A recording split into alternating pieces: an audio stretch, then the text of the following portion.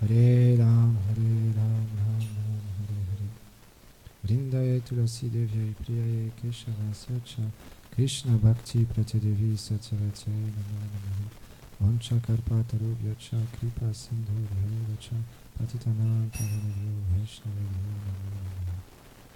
Trinadapi Sunuchana Tarorapi Saishnava Amanina Madanina Kirtana Sadhaya. Je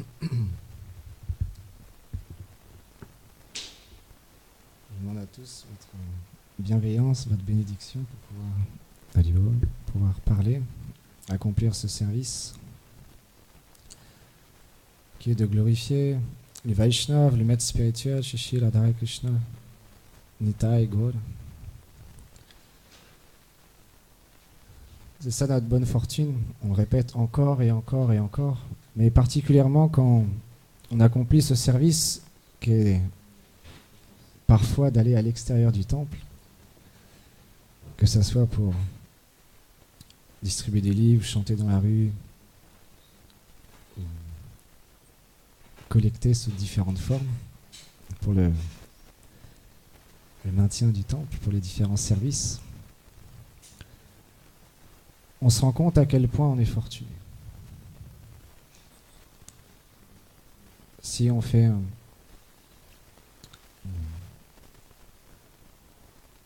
comme dit Gurudev en ce moment, on médite, on se pose 5 minutes et on se concentre sur notre vie intérieure, ce qu'il y a dans notre cœur. On a tous une sincérité différente. Mais on a tous une sincérité. Et donc, naturellement, dans notre cœur, quand on reçoit l'initiation spirituelle du gourou, cette plante de la dévotion, cette graine de la plante de la dévotion, Bhakti Lata Bij, il y a quelque chose de très précieux dans notre cœur. Et Srila Rupa Goswami, dans l'Upadeshamrita, il dit qu'on doit respecter, honorer un bhakta qui chante le saint nom du Seigneur. Parce que quelqu'un qui chante le saint nom du Seigneur, Radha et Krishna sont présents dans son cœur. Ils commencent à se manifester. Parce qu'ils sont présents dans le cœur de chaque personne. Dans chaque jiva, il y a Radha et Krishna. Mais quelqu'un qui chante le Mahamantra, il éveille cette nature qui est d'être un serviteur. Parce que dans ce monde, on peut cultiver d'innombrables identifications. Il y a un Vaishnav qui expliquait, par exemple, le principe, si on s'identifie en tant que femme, en tant qu'homme, alors naturellement, si on s'identifie en tant qu'un homme, on va avoir des besoins. Quelqu'un qui est identifié en étant un homme, il veut une certaine position. Une voiture, une belle voiture pour montrer qu'il a de l'argent, des beaux vêtements. Gurudev, il prend souvent cet exemple. Dans sa famille, il expliquait, son père, c'était toute une organisation pour sortir dehors. Et l'autre jour, en partant à Paris, on était dans le métro, et il y avait une jeune fille qui était dans cette même état d'esprit. Elle était debout avec ses écouteurs, et en face, il y avait une glace, donc elle se voyait dedans. Donc qu'est-ce qu'elle a fait ? Elle s'est recoiffée une fois, puis c'était pas encore ça, donc 2 fois, 3 fois, 4 fois. Jusqu'à temps qu'elle en a eu marre, elle a pris un élastique et puis elle s'est fait une queue de cheval. Donc c'est la nature de l'identification. Un homme, il va désirer donc avoir une femme aussi. Et une femme, un jiva qui s'identifie en tant que femme. De la même manière, comme cette jeune fille, se faire belle et s'identifier à ses cheveux, ses yeux, ce corps. Et un Vaishnav, il expliquait que justement, cette identification, elle vient très tôt. Dès l'enfance, elle est présente. Au début, c'est très grossier. On s'identifie en tant qu'un enfant, un nouveau-né. Quand on sort du ventre de la mère, après quelque temps, on analyse que quand on a faim, il suffit juste de pleurer pour que la mère vienne. Jai Shishinita Vishwamba Shinanda Yashoda Gopal Shishi Radham Dhanmohanchu Ki Jai.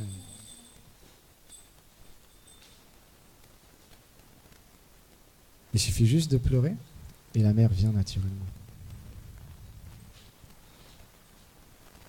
Après, on grandit, on comprend, on s'identifie en tant qu'enfant. C'est mon père, c'est ma mère, mes frères, mes sœurs. On commence à aller à l'école et là, on devient identifié en étant un étudiant, un élève. Et graduellement, le corps de la femme change. Et arrivé à un certain âge, alors, au jour d'aujourd'hui, ça vient de plus en plus tôt. Il y a cette attraction pour le sexe opposé. Et une jeune fille, elle comprend, si je me maquille, si je me fais belle, naturellement, tout le monde va être attiré à moi. Et dans un film, il y avait quelque chose d'intéressant. Je ne sais pas si vous avez déjà vu ce film, La Belle Verte. À un moment donné, il y a... Bon, c'est un contexte particulier, mais c'est intéressant. Il y a une femme qui vient d'une autre planète et qui vient sur la Terre, et donc elle découvre la vie humaine dans ce monde, dans la Terre dans laquelle on vit. Et à un moment donné, elle se retrouve dans une maison d'une famille, un couple, mais ça va pas très très bien dans leur couple. Et elle voit un sac à main, elle voit le sac à main de cette femme. Elle a vu beaucoup de sacs à main depuis son séjour, donc là elle se demandait mais qu'est-ce qu'il peut bien y avoir dans ce sac. Qu'elle demande à cette femme si elle peut lui montrer ce qu'il y a dans le sac à main. Donc elle dit ok, donc elle ouvre son sac, puis elle lui montre différentes choses. Elle lui montre son porte-monnaie avec les photos de son mari, de ses enfants. Donc là elle comprend, elle dit ah, donc ça c'est les personnes qui te sont chères. Puis elle commence à pleurer parce que voilà, dans le film elle est dans une situation conjugale assez compliquée. Et puis elle lui montre un rouge à lèvres. Et puis là elle dit mais c'est quoi, qu'est-ce que c'est ça? Et donc elle lui explique c'est pour mettre sur les lèvres parce que c'est pour qu'on nous apprécie, pour qu'on nous aime. Et là elle dit ah, donc ça veut dire que si tu mets pas le rouge à lèvres on t'aime pas. Et puis là elle dit non c'est pas ça, mais c'est pour être jolie, c'est pour être belle. Mais et puis elle comprend pas, elle dit mais pourquoi il y a besoin de ça? C'est le stick magique pour recevoir de l'amour. Le rouge à lèvres. Donc il y a plein d'artifices comme ça qu'une femme va utiliser si elle est identifiée en étant qu'une femme. Et ce qui est intéressant avec Rasa Bihari, quand on était dans le métro, je lui ai partagé que je regardais cette jeune fille qui était en train de se recoiffer plusieurs fois. Et on partageait ensemble, on disait, c'est ça qui est extraordinaire dans le service de dévotion, c'est qu'on peut faire la même chose pour le plaisir de Radha et Krishna. Parce que tout vient de Vraj, tout vient de Shrimati Radharani. On chantait ce chant merveilleux. Et tous les jours, les Sakis et les Gopas habillent et décorent Radha et Krishna pour leur rencontre amoureuse. Donc tout vient de Vraj. Simplement, quand c'est dirigé pour notre propre satisfaction, pour obtenir l'adoration, pour perdre ce qu'on expliquait hier, Gorananda, pour perdre cette notion d'être un serviteur, alors à un moment ou à un autre, il y aura une frustration. Parce qu'on a beau mettre plein de rouge à lèvres, de maquillage, Gurudev il dit souvent, parfois les femmes elles vont essayer de cacher leurs boutons avec plein d'artifices. Il y aura toujours quelque chose, parce que ce corps est limité. Gurudev il dit que il explique souvent qu'il suffit juste de ne pas se laver pendant 3 jours et on va ressembler à quelqu'un qui vit dans la rue. Tellement notre corps va sentir mauvais.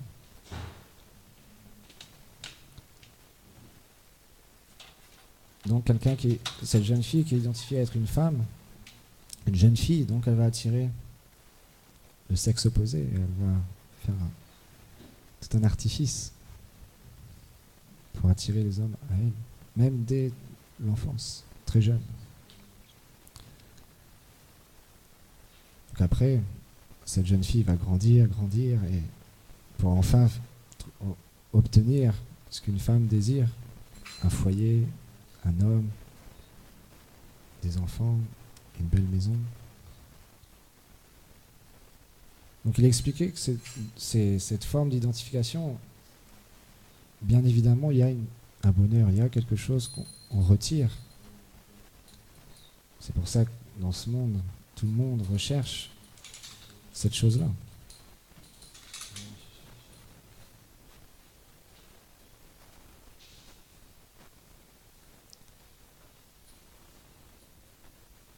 Simplement, il y a une limite. Parce que la nature de l'âme est d'être, comme il dit Srila Bhakti-Vibhuda Bhudan Goswami Maharaj, blissful, complètement empli de félicité, ananda. Mais une félicité et un bonheur qui ne décroît jamais, qui augmente et qui augmente à l'infini. Et un amour qui augmente aussi.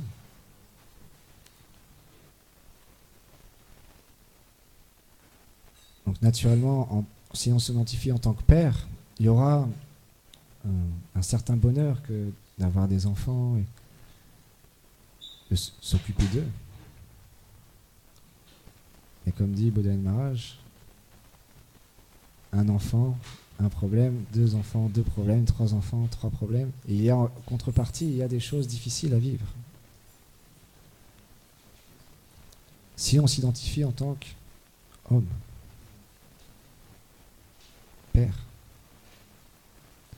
Mais chez Bhaktivedanta Narayana Goswami Maharaj, il explique l'identification la plus favorable pour nous est de s'identifier en tant que serviteur. Parce que quand on commence à s'identifier en tant que serviteur, véritablement, avec beaucoup de profondeur, pas simplement superficiellement, mais avec beaucoup de profondeur, de sincérité, qu'est-ce qu'on a besoin? Comme expliquait ce chant. Et hier, Gorananda, Seva. Si on s'identifie en tant que serviteur, comme explique ici Shri Krishna Chaitanya Prabhu Dase Hanudas, oh Shri Krishna Chaitanya Prabhu, je suis le serviteur de ton serviteur. Et au seva intime de ce couple aspire profondément Narottam Das Thakur. Les Vaishnavas, ils nous offrent des prières, c'est pour notre avancement spirituel. Et donc, chez la Bhaktivedanta Narayana Goswami Maharaj, il dit c'est véritablement cette identification qu'on doit cultiver. Parce que c'est la nature de l'âme de servir. On ne peut pas faire autrement. Mais on a le choix de servir nos sens ou de servir le couple divin, le maître spirituel. Et graduellement, plus cette identification propice au service de dévotion viendra dans notre vie, plus on sera heureux, plus on sera blissful. Parce qu'il n'y aura plus de contraintes. Tout deviendra un service. Se faire belle le matin, s'habiller, prendre une douche, se brosser les dents. Parce que ce corps n'est pas mon corps, ce corps appartient à mon maître spirituel. Et je dois en prendre soin.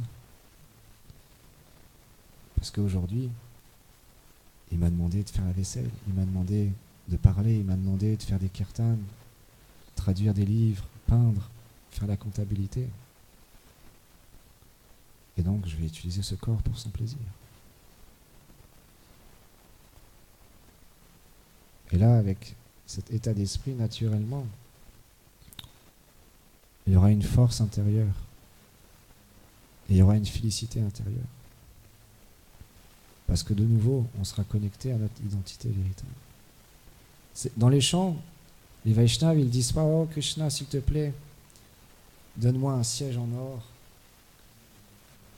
un endroit merveilleux avec des cascades où je peux prendre plaisir et rester là éternellement. » C'est pas la prière de Mahaprabhu, de Nitai, des associés éternels du Seigneur. On voit la Narottam Das Thakur. Il ne demande qu'une chose, le seva intime de ce couple divin. Tout ce qu'on fait ici, c'est ce qu'il se passe, c'est ce qu'il se passe dans le monde transcendantal. Et ici, le bonheur qu'on expérimente a véritablement une grande limite.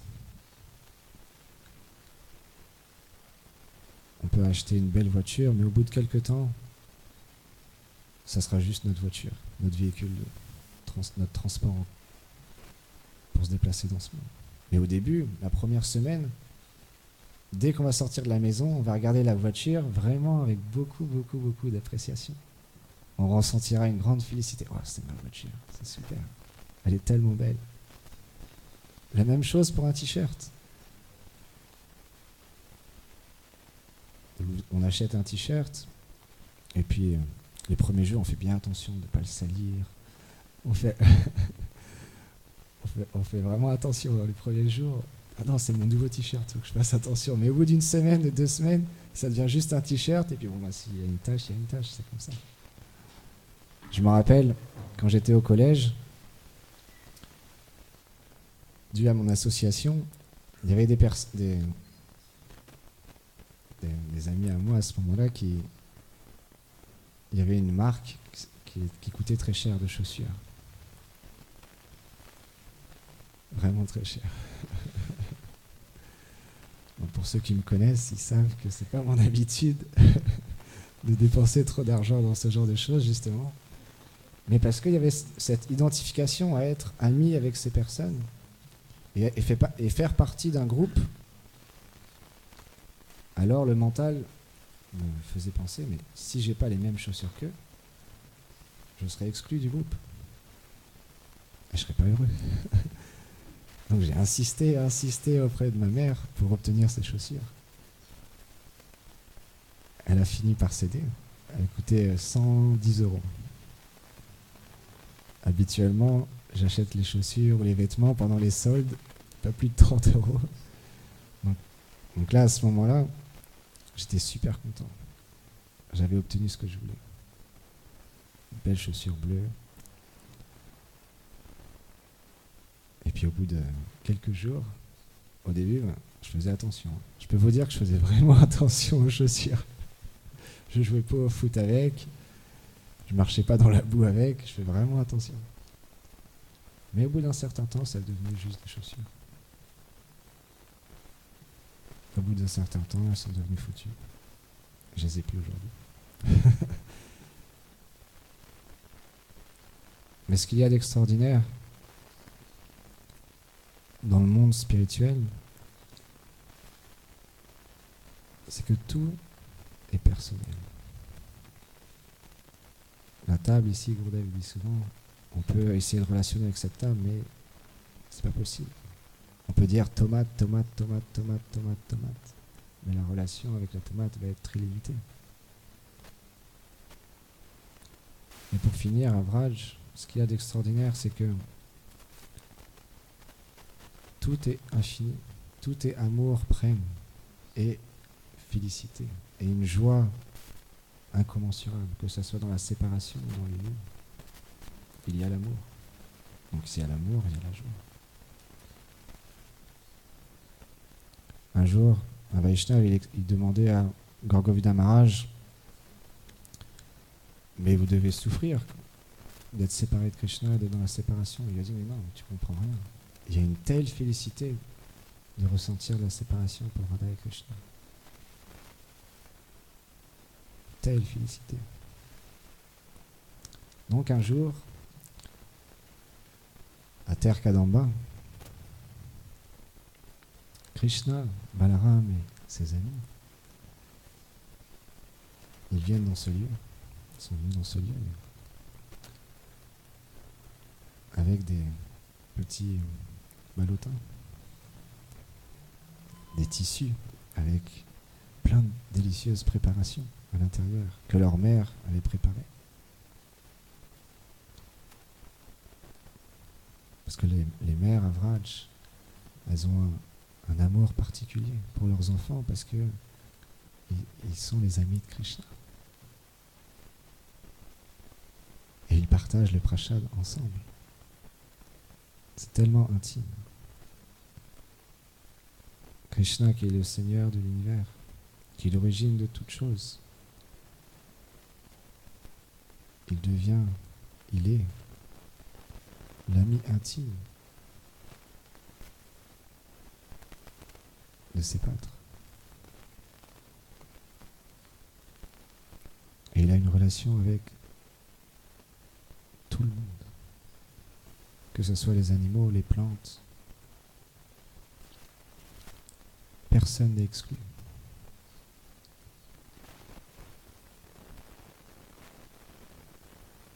Tous sont réunis pour servir Radha et Krishna. Donc là, ils arrivent dans un endroit merveilleux. Ils accrochent leur prashad aux arbres et ils commencent à faire des jeux de ballon. Une grande joie, une grande félicité. C'est indescriptible parce que tout est prème, tout est amour. Tout est amené pour donner du plaisir à Krishna et à Radharani. Et Krishna, il pense toujours à Radharani. Et donc là, il y avait un lac très spécial, recouvert d'une fine couche d'algues vertes, d'herbe.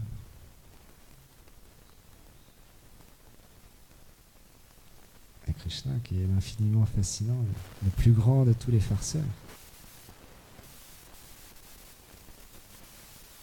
Quand il jouait au jeu de ballon, il envoyait la balle au milieu de cet étang. Et là, tout le monde disait « Hé Krishna, vas-y, va chercher le ballon !» Et Krishna, il marche, il prend la balle, et hop, il la ramène, et hop, il continue à jouer. Et au bout d'un certain temps, de nouveau, Krishna, il envoie la balle au milieu. Et là, il demande à un de ses amis d'aller à sa place. Et là, le pâtre, il va au milieu, et paf, il tombe dans l'eau. Et tout le monde explose de rire. Tout le monde rigole. Gurudev, il expliquait les rires à Vraj, que ce soit les Sakis, les Manjari, les pâtres, Yashoda, Nanda Maharaj. C'est des rires extraordinaires.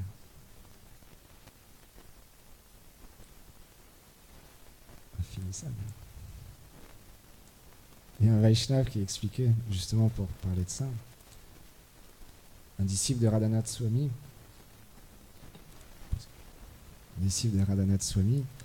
dans une conférence avec différents étudiants jeunes indiens à Bombay. Il fait des classes vraiment très adaptées, des très belles conférences. Il fait un très beau service. Et dans une des conférences, à un moment donné, il commence à raconter une blague. Il raconte une blague. Il est vraiment expert à raconter les blagues. Alors j'ai pas compris la blague parce que c'est un peu en hindi et en même temps en anglais. Donc j'ai pas vraiment compris la blague, mais bon, c'est pas grave, c'est juste l'exemple. Donc il raconte une première fois la blague, tout le monde rigole, tout le monde se marre bien et tout. Et il dit rien, il recommence du début, il raconte une deuxième fois la blague, la même blague. Donc là tout le monde rigole, mais moins déjà. Et une troisième fois, il recommence du début et il raconte la même blague. Et là, bon, donc j'ai entendu 2 fois, donc là tout le monde se demande ce qui se passe. Et il explique pourquoi on pleure encore et encore et encore et encore et encore, toujours pour les mêmes problèmes.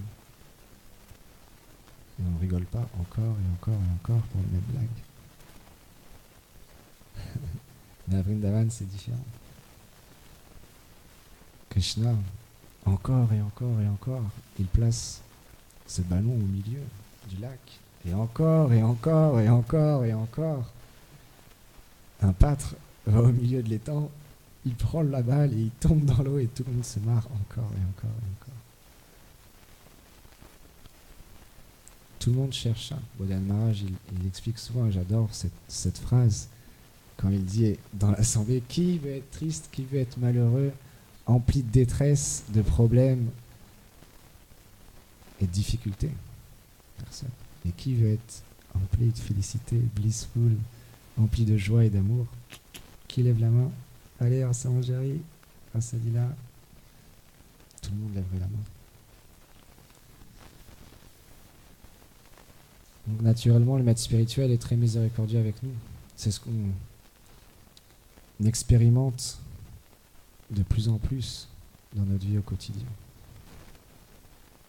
Si on n'enfonce pas les Vaishnavas, naturellement, de plus en plus, il y aura cette gratitude qui viendra dans notre vie, du cadeau, du trésor que le maître spirituel nous donne, de ce que les Vaishnavas nous apportent, ce que nos frères et nos sœurs font comme service. Il y aura de plus en plus une appréciation. Parce qu'on revient au début, Srila Rupa Goswami, il insiste, il l'explique dans l'Upadeshamrita, qu'on doit honorer, apprécier quelqu'un qui chante le saint nom du Seigneur, le Mahamantra. C'est si rare. Quand on va à Paris, le soir, après avoir fait ce service, on est dans le métro. Personnellement, j'ai toujours cette même sensation. Je ne peux pas faire autrement. On rentre à la maison ici, au temple. Déjà, rien que quand on est dans le métro, déjà il y a cette joie qui est là. On rentre à la maison. Et on voit tous ces gens qui marchent très vite. J'ai rencontré une jeune fille. Elle avait fait une journée entière d'études. Et je lui ai demandé, ah c'est super, t'as fini. Je lui ai dit, tu rentres chez toi, t'as fini ta journée? Ah non.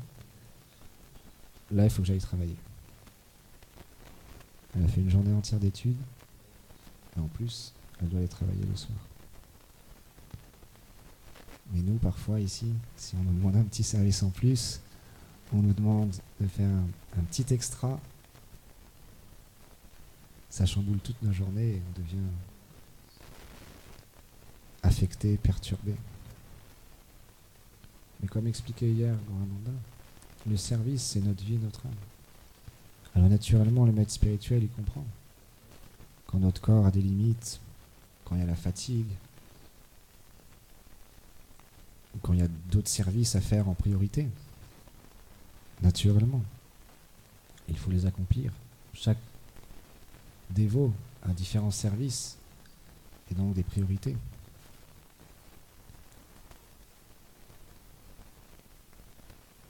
Et ça fait partie de la règle qu'on lit souvent, qu'on lit tous les jours. D'avoir cette attitude spontanée. Parfois de voir une bouteille en plastique qui n'est pas encore jetée à la poubelle ou un coup de balai à faire qui prendrait 2 minutes et spontanément le faire. Pas dire ah non, c'est pas à moi de le faire, c'est pas mon service. Parce que quand on s'identifie en tant qu'un serviteur, il y a une force. Parce qu'on est prêt à servir, on est disposé accomplir du service. Personnellement, j'ai pu observer ça de nombreuses fois avec Gurudev. Que ça soit faire le ménage dans la salle de bain, ou que ça soit d'aller acheter des légumes quand je voyage avec lui en Inde, que ça soit d'aller travailler, collecter pour la mission, que ça soit d'écrire toute la journée Bhagavatam. Que les Vaishnavas nous montrent l'exemple. Je me rappelle, chez la Bodhayan Maharaj, il expliquait un jour, alors on connaît la vie de chez la Bodhayan Maharaj, il voyage, il se déplace tous les 3 jours. Et il s'est rendu dans un endroit, et ça allait être Radhastani. Il n'y avait rien d'organisé. Il était fatigué, son corps était fatigué. Mais qu'est-ce qu'il a fait? Il a organisé.